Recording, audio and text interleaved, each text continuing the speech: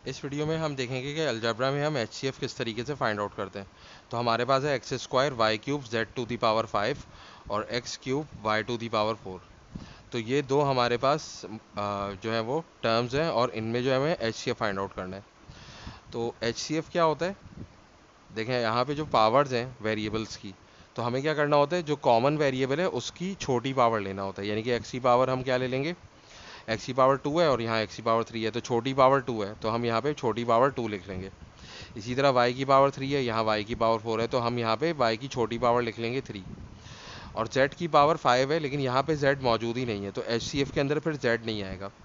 या अगर हम यूँ कह सकते हैं कि जैसे ये एक्स क्यूब और वाई 4 है, तो ये जो है वो z की पावर 0 से मल्टीप्लाई हो रहा है। z की पावर 0 का मतलब 1 होता है, और 1 से अगर हम किसी भी चीज़ को मल्टीप्लाई करें तो वो एज इट इज़ रहती है। तो हम ये समझ लेंगे कि ये z की पावर 0 से मल्टीप्लाई हो रहा है। तो z की पावर 5 और z की पावर 0 के अंदर छोटा कौन है, 0 है। तो इसलिए z की पावर यहाँ पे 0 आ रही है, और z की पावर 0 क्योंकि 1 होता है, तो 1 अगर इससे मल्टीप्लाई करेंगे तो ये वैसे ही रहना है।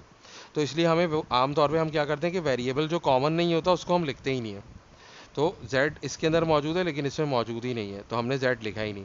सिर्फ वो वेरिएबल लिखेंगे जो कॉमन होंगे और उनकी वो पावर्स लिखेंगे जो कि दोनों में छोटी पावर होगी। तो ऐसी हमारे पास आ रहा है एक्स स्क्वायर वाई क्यूब। तो अब हम एक और एग्जाम्पल देख लेते हैं। हमारे पास है एक्स की पावर 4, वाई की पावर 7 और दूसरी टर्म है एक्स की पावर 3, वाई की पावर 5 और जेड का स्क्वायर। तो अब देखें एचसीएफ क्या होगा।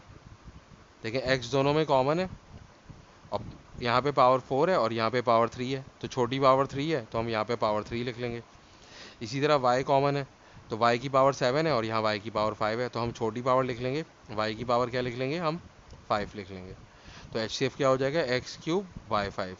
और z हमें लिखने की ज़रूरत नहीं क्योंकि z दोनों में कॉमन नहीं है, और उसकी वजह असल में ये है कि z की पावर असल में इसमें 0 है।